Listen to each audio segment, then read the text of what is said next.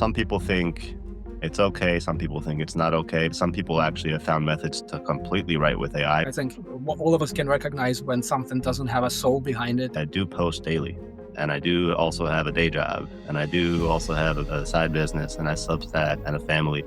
You don't want to lose your soul completely. My name is Leor. I run a Substack called Exploring ChatGPT, and I will let Daniel introduce himself now. Daniel, as Leor mentioned, and I write a Substack called Why Try AI, where I basically just try all sorts of AI tools, including obviously large language models. So that's the short of it. Yeah, if you guys saw the title of the live stream, it's titled Writing with AI. So basically, some people think it's okay, some people think it's not okay, but there's also different ways that people write with AI. Some people actually have found methods to completely write with AI where they can put their tone into an LLM and have it train on how they write, and then they're able to write articles that would sound like them per se. Daniel, on the other hand, he actually sent me one of his articles. It was actually maybe from a year or two ago. Daniel? Yeah, it's almost 2 years ago now. It's June 2024. Yeah.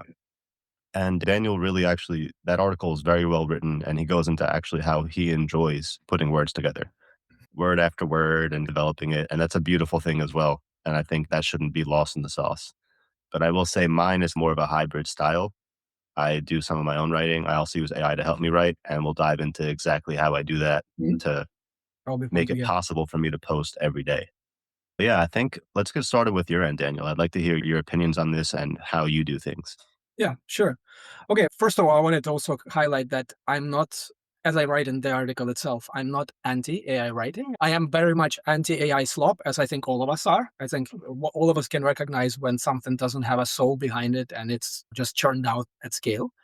But I do see that there are maybe three schools of thought on AI writing. There is, of course, the purists, which I can have to respect. If you're an author, a traditional author, and suddenly you see this soulless machine coming in, you might be like, you know what, I'll never touch anything to do with AI. I don't want to use it for anything. Uh, I'm still going to do it old school, which I respect. I understand that point of view. And then there are two schools within saying, okay, I'm going to try AI within writing. And there, of course, you have two philosophies. One of them is what you mentioned.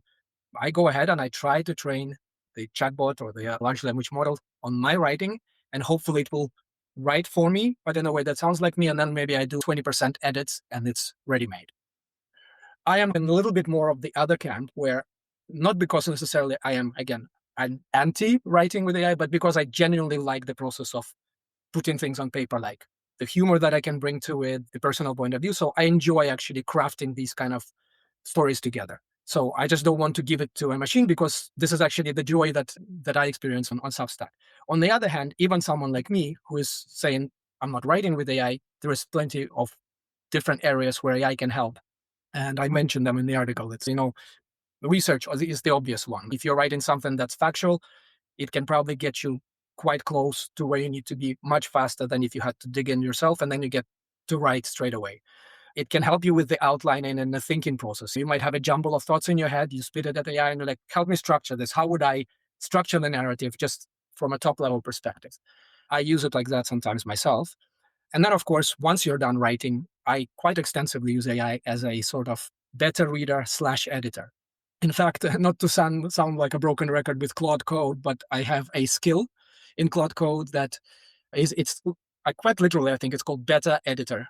I feed it my article, it looks through it, and it outputs a lot of useful things that speed up my like publishing. So it tells me, of course, like developmental edits. Does all of this make sense as a better reader? There's some weak points. It catches typos and like grammatically weird things. But then it also does things like it gives me the alt text for the images, which I can just copy paste instead of coming up with it. It gives me suggestions for what else I can include, stuff like that. So I think those exist side by side, and maybe you can embrace both of them and have someone write for you and also do the outlining and research. So that's my overall top level take on where AI falls into the writing process. Absolutely. I think there's something really special to keeping the soul behind it, which is why you don't want to necessarily turn it into a full on machine. So I'll get into how I do things now. For those of you guys that know me, I do post daily, and I do also have a day job, and I do also have a side business, and I Substack and a family. Obviously, I should have said family first. Family first. We'll Um, forgive you. yeah, everything else later. So I'll go into how I use AI to help me write. So first of all, I will say it probably starts with ideas, right? Because if you're not if you're just writing about nothing, then you're writing about nothing. So there's basically there's a fork in the road, right? There's this path and there's this path. Something that comes with the territory of writing articles every single day is some days I don't come up with ideas. Some days I do. And I'm inspired by certain things I might see, whether it's a YouTube video or another creator's article that will inspire me, or even a live stream with another creator that will inspire me about a certain topic. So let's go down that path first. On the path that I do have the time and I'm inspired by a certain idea. The way that looks is throughout the day, just like everybody else, unfortunately, in this world, my iPhone is attached to me. It's like a part of my body. So I'll have an idea or I'm inspired by an idea, and I will go into my phone throughout the course of the day and write down notes about that idea, Right. bullet points, a few paragraphs. And it's very kind of jotty in a way where I say jotty, throwing paint at a wall. As the day goes on, the idea develops that way. And then all of a sudden, I get to the end of the day and boom, I have somewhat of an outline. So in a way like Daniel and what Daniel said that he does is he actually uses AI more like an editor, right? So in my end, it's actually a little bit flipped.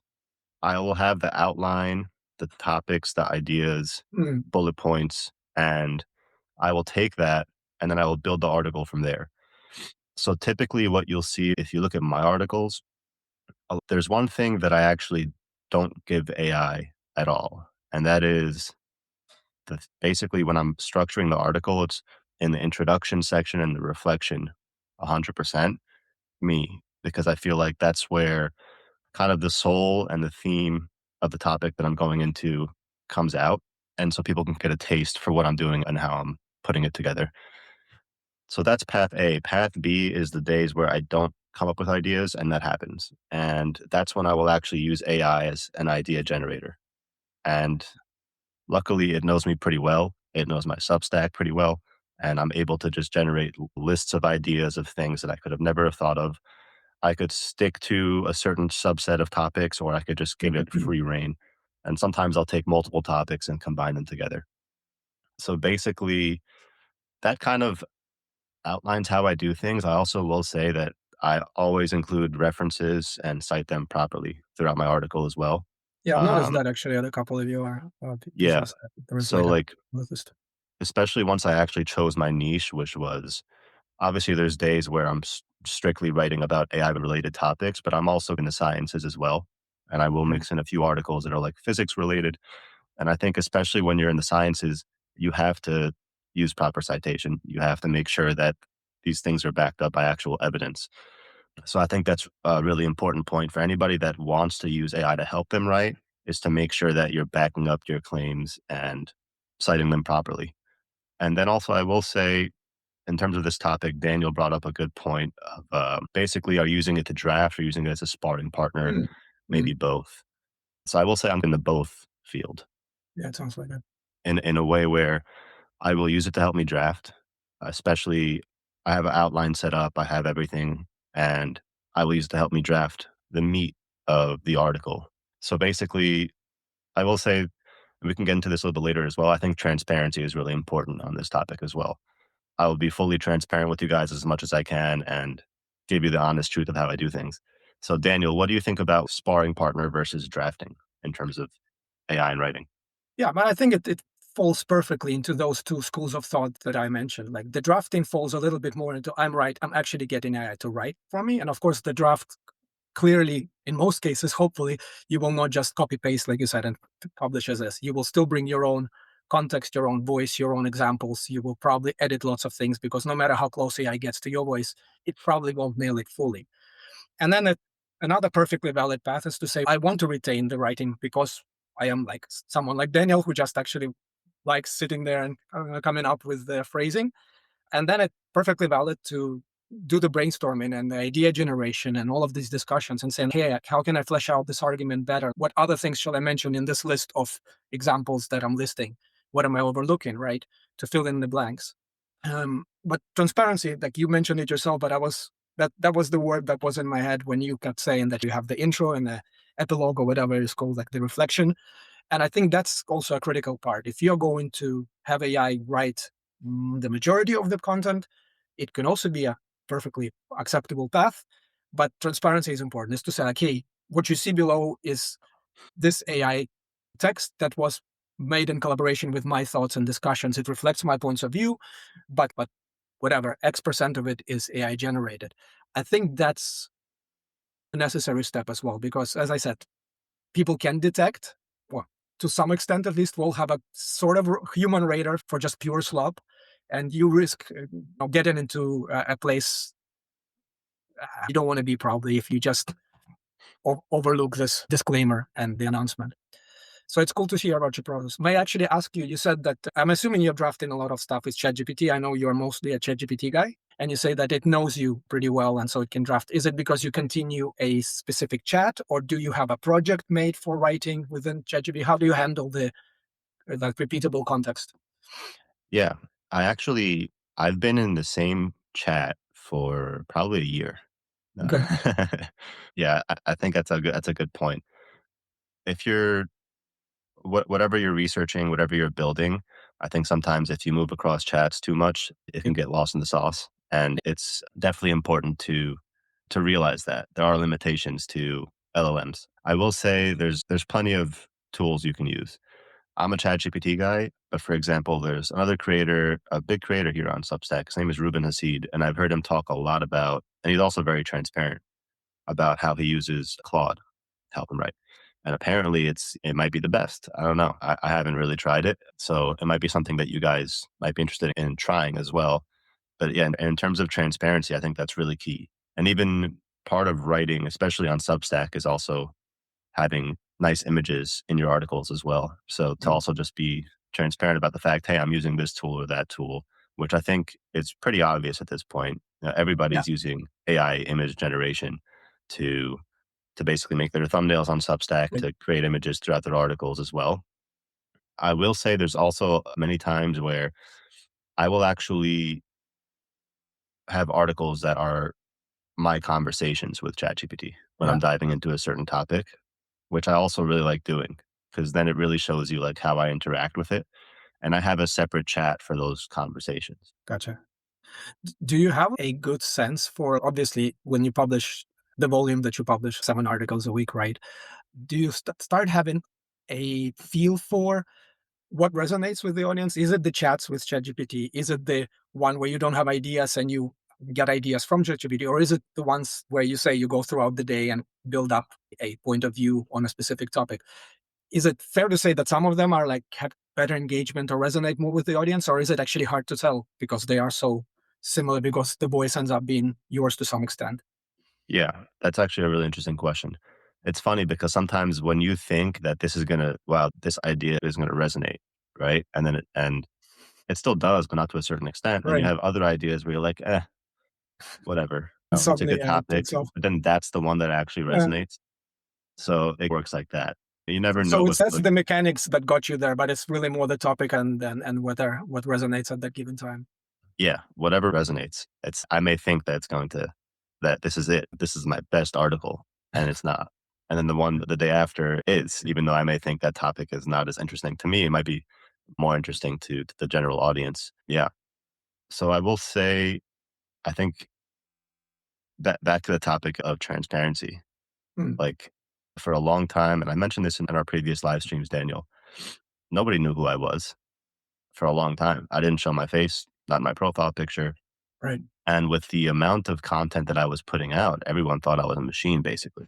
This is just an AI newsletter, Yeah. which fine, great, and actually it worked for growth because I guess the consistency is what really pushed it.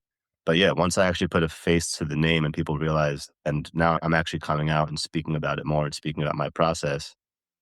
I think that really shines a light on the fact that hey, I'll say for my personal experience, I probably, in terms of my articles themselves, I'm probably using AI like an hour a day.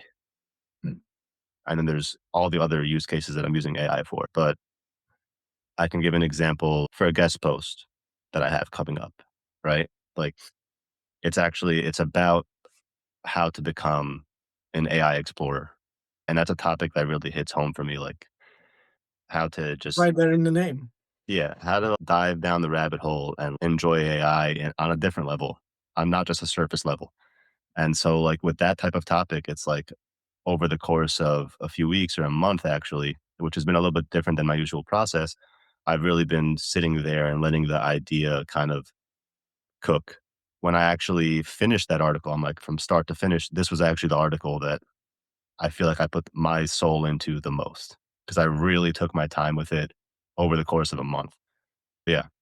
Anything else to add about transparency, Daniel? No, I think you hit it, and the ones that I said as well. It's about, yeah, like disclosure about it, and being upfront about how you do or do not use these tools. I think it just makes sense. It's just good best practice, I would think, that all of us would expect, especially where going forward there's going to be more and more of it, and you probably want to know to what extent AI is in the mix. So it makes perfect sense. Yeah, But absolutely. just out of something I'm curious about, I don't think I've ever asked, and now and it actually fits with today's topic. Like, what was the decision process for when you committed to doing like one article a day? Because for me, the decision process at the time, it was actually I started writing prior to ChatGPT. I was with AI before it was cool. Like it was several months before because I was writing about image models. That's what got me into AI space. So me, I was obviously setting something that felt realistic within my capability, like to actually produce this as a human, because at the time that was really the main option. So yeah, so what is the thought process behind saying, okay, I'm going to commit to doing one per day, with the caveat that of course it has to be AI assisted because you can't be a machine and do this on your own probably with all the other things that you have. Right, right. So I'll give a bit of a timeline. Technically, I started here on Substack in 2023, and then I quit, and Right. then I came back in February of 2025, and that's when I pulled the trigger and I said, "I'm going at this."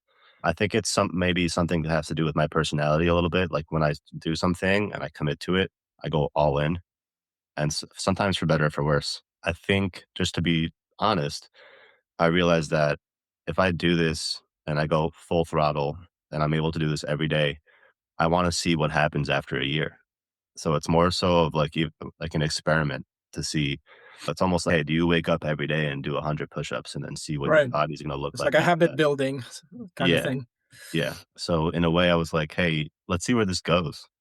You know, so that's really it was an experiment to see what the growth would look like from Right. that consistency, from the algorithm actually pushing me out there. And yeah, it worked. Like for the majority of 2025, there was months after month of just like literally 10,000 subscribers every month, nonstop. Obviously, they hit a bit of a plateau, but basically, yeah, that was the main reasoning for it. Just to be honest, I wanted to see what the growth could look like. And also, I think it's fun. So that's probably also if I didn't enjoy it, then I wouldn't do it. Yeah, I think it comes down to that as well. That makes sense. Yeah. So I wanna add another little piece to this topic here, which is I think that if you I'm not against this. If you want to actually copy paste from AI and have your articles just on auto mode, basically, I'm not fully against it. I think that you should still at least read through it after. But I think that whatever part of the spectrum that you're on, whether you're a copy paster or you're like Daniel, I think at any point up to being a copy paster, you still need to know how to write if you want to make AI like you. Mm, You have to give it examples. So whether you're using Claude or ChatGPT or whatever it might be, something to try actually might be to actually sit there and write an article, however long it takes you. Take that article or two or three like that, post it on whatever you're using, and say, hey, this is how I write. Now let's move forward. mm. What do you think about that, Daniel? Yeah, I mean that's something I've tried, and I've even tried to build like a sort of a framework and a tool that helps people do exactly this. It walks them through this process and say, give me like examples. Then it comes back and calibrates and says, here's how I would now rephrase this piece of text in your voice. And then you can give it feedback and be like, this is not quite what I wanted. And then, of course, you can give it a black list of words you would not use or a positive list of things you do use and stuff like that. I haven't gotten to a place, this could be just a me problem. It's like a control freak thing. I haven't gotten to a place that I can see any model quite sounding like me. I think I do feel what many people feel about Claude, that it just has a more kind of, if you want to use the word human sounding, but a more like natural way of writing or phrase it than compared to at least the older ChatGPT models. I think the newer ones are catching up quite well. But that's not to say that it can still mimic your personality ticks and your word ticks. So yes, I acknowledge that's a method. For me, that method hasn't yet worked to an extent where I would not end up in a situation where AI would generate something that was allegedly like me, and I would go, it's easier for me to just write this than to edit it. But again, maybe this is me being OCD about something very particular because again, I come from writing background and I do enjoy it. And I think also some of it is just me not willing or wanting to outsource it because I do want to sit down every day and try to get it from my head onto the page. For me, it's just like for you, it is a habit to do the daily posting. For me, it is a training the muscle of like actually getting the words out unassisted first. And then, of course, I can use AI for all the editing, all the other things we discussed. Hope that answers it a little bit. No, definitely. So I have a question about that for you. So in terms of using AI as an editor, what does that process look like? Yeah, right now, as I said, I have a literal skill in Claude Code that's called Beta Editor. And I can actually try to see if I have an example of. Yeah. So what it does is I feed it usually I extract my article as a PDF because PDF allows it to also view the images within it. And it's really good at doing it. It's very consistent. So even a bigger PDF with dozens of images, it can parse them. And then it gives me, I'm just looking at the feedback. It gives me a better reader feedback, which is like 3 paragraphs of just general. Like, what is the article good at? Is the overall message clear? What are the weak points? Where should I fill things in? Basically, something that a developmental editor would tell you about your book. Are the plot holes? Are the things that don't make sense? Things that feel out of place? It gives me proofreading and readability. Basically, like this is a typo. Here you misspelled something. Here this is awkwardly phrased. Mine maybe one. So line edits. It gives me some suggestions for titles and meta descriptions that I can use and copy paste. It gives me ideas for featured images. Speaking of generating images for articles, it says the article topic is this. Here are 3 ways you could visualize it. And then I can use copy paste those into an image generator like ChatGPT's image one model or Nano Banana, whatever people use. And then it feeds me the alternative text that to paste for the images for like screen readers and search engines to crawl, which I can also directly just copy paste into Substack. So it speeds up a lot of the mechanical parts of the process, but also the review. It gives me like a sense of, am I heading in the right direction? But this is how I use AI in after the article's written. But prior to it being written, obviously I can also discuss ideas and say, hey, I'm drafting this thing. What are things I should include? Help me with the research. And just like you said, I also, of course, verify those citations. Yeah, I could probably share the skill in some context. So I don't know. It's basically an empty file like most Claude Code skills are. And it is made by Claude Code. I basically told Claude, these are the things I want to check for. Go ahead and write the skill. It's probably not as optimal as the skill can be, but it works for me quite well. Nice. Yeah.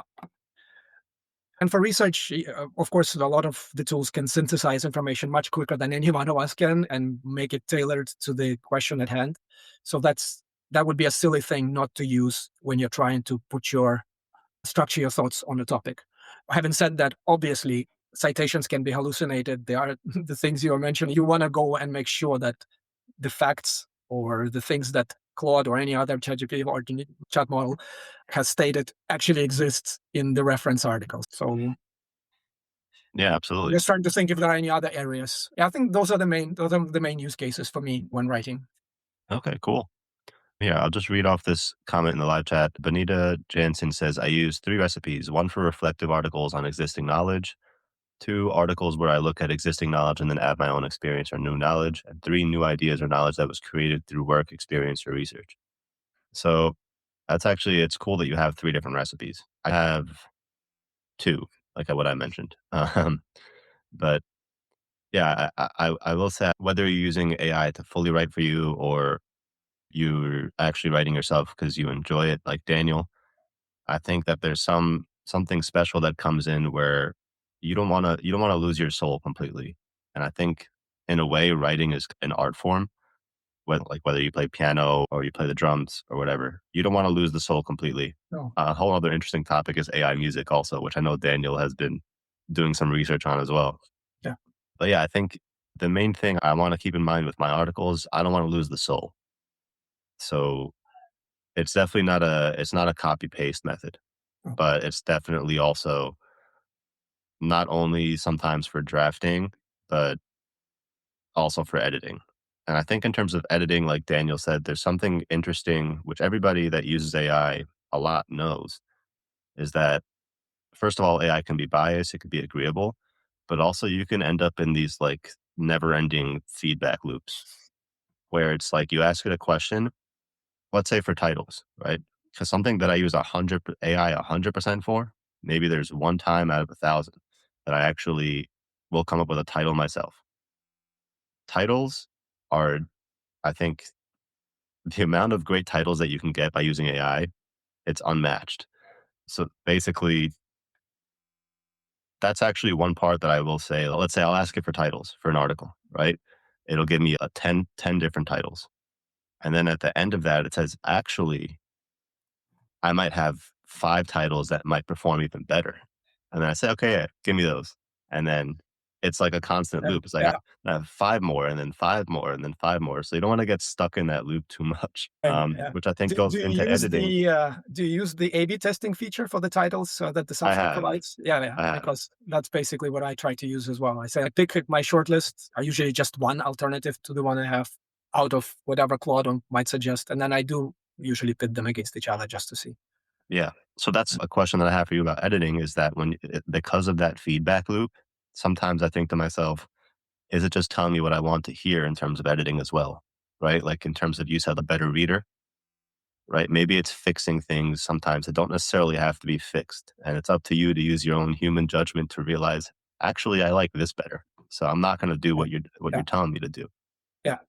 I Do you actually ever run think into that? it even helps. It helps you distill your own kind of and crystallize your own thoughts on it because sometimes what AI gives you is potentially so generic or so off the wall. You're like, now I'm even more convinced that I had it right the first time around. So it doesn't have to be like you just wholesale accept anything that comes out. I think that's just good hygiene to have in general. So I Yeah. agree. And a Yeah. little bit more on the things you've said about there is something about not losing the soul. I feel like we've almost come full circle from the early 2022, or rather late 2022, but the early ChatGPT, the one it's 3.5 when it first came out. People were like, that's it. This is the end of writing. Everything will be just done by machines. To now realizing, you know what? There's probably actually an extra value to having something labeled and understood to be human, either fully human written or at least there is a human in the loop. There is actually a lived experience that is behind this storyline, whether it was AI assisted or not. There is an actual person behind the mask, as you mentioned. And now I think we're coming back to there is actually value in that more than scaling things with AI to until it's just mass market, mass produced stuff. So that's good to see. Yeah. I can see that Arthur was asking for the skill. What I've done is I found a place called sharetext.io. Hopefully it doesn't have any viruses on it. So what I've done, so sorry guys, click at your own risk. I assume it's just an off-the-shelf tool. Seems legit to me. And that link basically is a copy paste of the Claude code skill that it itself created based on back and forth with me. And that's the one that it runs behind the scenes whenever I wanted to review an article and give me feedback. Hopefully you'll find some of it useful. Yeah. Awesome. Yeah. Thanks for And of sharing that, course, Daniel. yeah, yeah. Yeah. Anything else you want to cover on this topic here before we wrap up, Daniel? No, I think we covered a lot of bases. Obviously, you can keep digging and in the loop, like you said, with those titles, you can keep going forever. But I still think, yeah, there are those two main schools. You write, you get AI to write, and then you take the editor role, or you are the writer and you use AI for all the other aspects of coming up with ideas, review, and so on. Both of those are valid, but in both cases, you don't want to lose that special something, like you said. Whether it's you do want to put your name on something that you feel proud of or feel that really reflects you, no matter how it's been generated. Yeah. I want to mention also what works for me or what works for Daniel might not work for you. No, There's no, the, mine is perfect. It works for everybody. It's yeah. just fail safe. Steal my No, free work. yeah. $199 now. Yeah. Just kidding. So yeah, I mean, it's there's definitely been days and times where I said to myself, "Am I doing too much?" And I still Yeah. have that thought come out sometimes. So No. who knows what the future is going to look like, especially mixing these live streams into the mix now. But basically, I see the results. I can compare it. It's off topic a little bit, but I will mention the YouTube. And while I do, that's the YouTube channel for everybody here that wants to go over there. That's where I post these live streams as well as clips. And basically, yeah, I would really appreciate it if you guys head over there, subscribe, and you'll be able to see our previous videos and anything else coming up as well. So, taking it over to YouTube for a second, this is a change that I've made recently, and I'm experimenting with it because I think that there is something that comes with too much, right? Substack, for example, generates clips, or sometimes I'll use an Opus Clips to generate clips from video. And I started YouTube about a month ago. And what I would do is I would upload the stream and then I would literally post every single clip. As I should. Yeah. Unless there was like a glitch in it, or maybe there was two clips that had the same content, if I would catch it. Sometimes I wouldn't because there were like 30 clips. And then I thought to myself, maybe I'm doing too much. Maybe I'm spreading myself too thin. Maybe I should actually look at these clips and choose the two or three best ones. And so that's what I'm going to be trying to do going forward. So I think there's also something to be said about maybe not doing too much. So what Right. I'm doing on Substack might not work for everybody. And maybe at some point I will also make the decision to slow down. But for now, at least, I'm going to keep going. Yeah, that's basically all I've got on this topic, Daniel, unless there's anything else you wanted to add. No, I think we did a good 360 on it, I think. Yeah, Um, absolutely. Yeah, I guess we can wrap it up here. I want to say thank you, first of all, Daniel. I've really been enjoying these weekly live streams. It's yeah. definitely, and again, I really appreciate you because it's a bit of a commitment. Yeah. No, I Yeah, likewise. I like these chats, and I like being able to actually also bounce ideas off of someone who isn't AI yet, yeah, allegedly, at least allegedly. yeah, So, and also yeah. I get don't to have the interact chip with the other installed yet. soon. I think Yeah, that's coming in 2028. That's the roadmap. Uh, probably.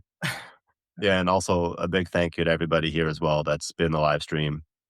Thank you, Marie. Thank you for being here. I appreciate that's it. fine. And yeah, thank you, Des. I appreciate you as well. So yeah, again, YouTube is linked there if you guys want to head over there and subscribe. We'd really appreciate it. Daniel also has a YouTube channel. For now, I'm posting everything on my channel. At any point he decides he wants to post on his as well, we will Mine work is that more out. like a repository that of unlisted videos than anything, Yeah, but who knows? One day maybe I'll put some fuel behind it. yeah. So yeah, Mhm. thank you, and thank you to Daniel. Special thank you to all the people in the live chat: Wooter, Mary, Des, Anthony, Janet. Thank- Thank you so much. Have a great day and enjoy the rest of it. Well, can I post again? Let me just quickly do that Oh, for if it got disappear. Here we go, Anthony. I hope that it works for you. If that's what you, oh, unless you were talking about the, there's both. there you go. I was just about to repost your read as well. There's both. Awesome. All right. So Take care. yeah, thank you guys. Thank you very much. Bye now.